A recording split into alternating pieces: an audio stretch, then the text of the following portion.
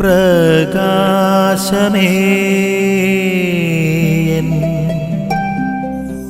മിഴി തുറക്കുക വേഗം. മിശിഹായിൽ പ്രിയപ്പെട്ടവരെ, നമുക്കൊക്കെ എപ്പോഴും ജീവിതത്തിൽ ആകുലതകളുള്ളവരാണ്. പൊതുവെ മനുഷ്യരുടെ പ്രത്യേകത, പ്രത്യേകിച്ച് മലയാളികളുടെ ഒരു രീതിയാണ് എപ്പോഴും ഇങ്ങനെ ആങ്സൈറ്റി, ടെൻഷൻ അനുഭവിക്കുന്ന വ്യക്തികളാണ്.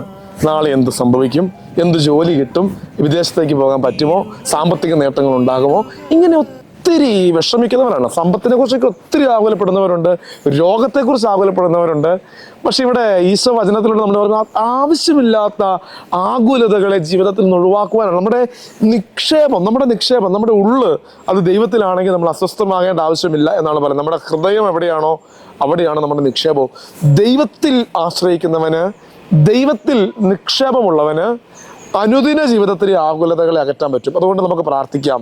ചിലപ്പോൾ നമ്മൾ ഉള്ളിൻ്റെ ഉള്ളിൽ നമ്മൾ ആകുലതകൾ വേണ്ട എന്ന് വിചാരിച്ചാൽ പോലും അതിനെ മാറ്റാൻ പറ്റാത്ത ഒരു മനസ്സിൻ്റെ അവസ്ഥയൊക്കെ നമുക്കുണ്ടാകാം. കർത്താവേ, ഞങ്ങളുടെ മനസ്സിനെ ആകുലതകളിൽ നിന്ന്, ആങ്സൈറ്റിയിൽ നിന്ന്, ഡിപ്രഷനിൽ നിന്നൊക്കെ മാറ്റണമേ എന്ന് ഈ നോമ്പുകാലത്ത് ആത്മാർത്ഥമായി പ്രാർത്ഥിക്കാം.